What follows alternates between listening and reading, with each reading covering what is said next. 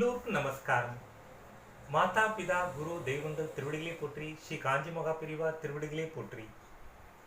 வாய்மை எனப்படுவது யாதெனின் யாதொன்றும் தீமை இல்லாத சொலல்.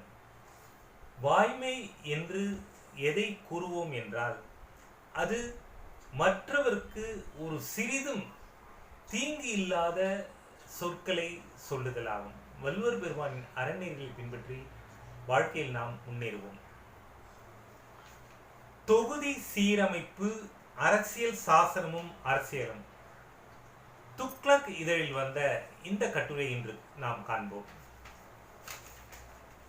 அரசியல் அமைப்பு பிரிவுகள் 82-170 படி ஒவ்வொரு முறை சென்சஸ் நடந்த பிறகும் மக்களவை, மாநிலவை, சட்டமன்ற தொகுதிகளை மறு சீரமைப்பு நாடாளுமன்றத்திற்கு அதிகாரம் அளிக்கிறது. இது தவிர சென்சஸ் படி மக்களவை, மாநில சட்டமன்றங்களில் எஸ்சி எஸ்டி சமூகங்களுக்கு ஒதுக்கப்பட்ட தொகுதிகளை மறு நிர்ணயம் செய்ய வேண்டும் என்று அரசியல் சாசன பிரிவுகள் 330, 332 கூறுகின்றன. இதை நடைமுறைப்படுத்த தொகுதி சீரமைப்பு டீலிமிட்டேஷன் கமிஷன் ஆணையம் அமைப்பதற்கான சட்டங்களை 1952, 62, 72 ஆண்டுகளில் இயற்றியது நாடாளுமன்றம். தொகுதி சீரமைப்பு ஆணையத்தின் தலைவர் ஓய்வு பெற்ற அல்லது பணிபுரியும் உச்ச நீதிமன்ற நீதிபதி.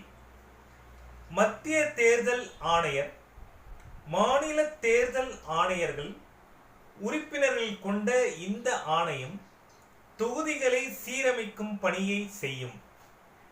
மாநிலங்களுக்கு தொகுதி சீரமைப்பு ஆணையத்தில் பிரதிநிதித்துவம் இருக்கிறது.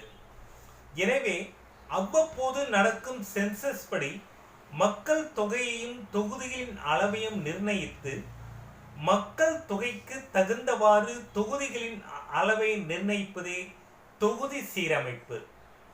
1961 ஆண்டு சென்சஸ் படி 522 இருந்த மக்களவை தொகுதிகளின் எண்ணிக்கை 1971 சென்சஸ் படி தொகுதி சீரமைக்கப்பட்டு 1976 543 உயர்த்தப்பட்டது. அதன் பிறகு தொகுதி சீரமைப்பு நடக்கவில்லை.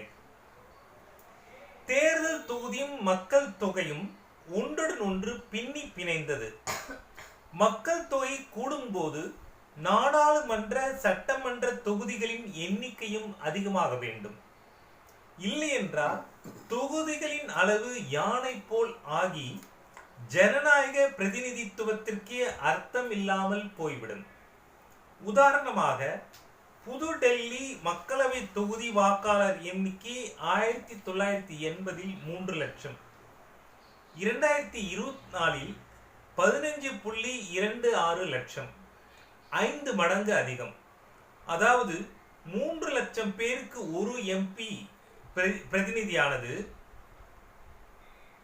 15 லட்சம் பேருக்கு ஒரு எம்பி பிரதிநிதி என்பது எப்படி ஏற்றுக்கொள்ள முடியாதாக இருக்கும்?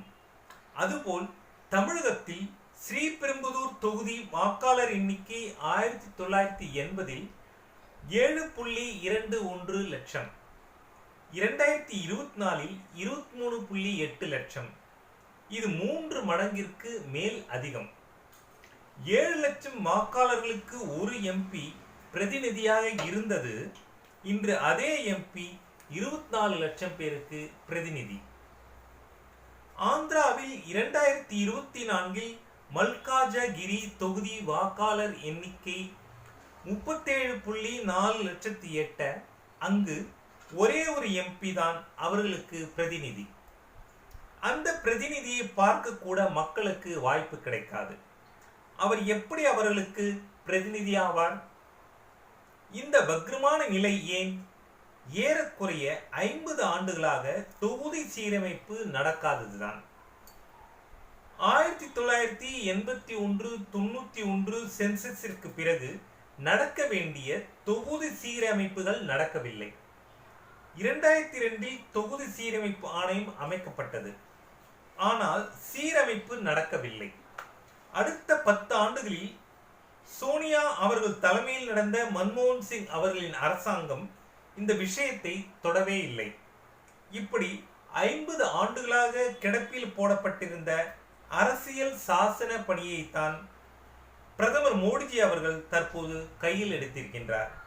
இதன் அடுத்த பகுதியை மீண்டும் காண்போம். ஜெய்ஹிந்த், வந்தே மாதரம், பாரத் மாதா கி ஜெய்.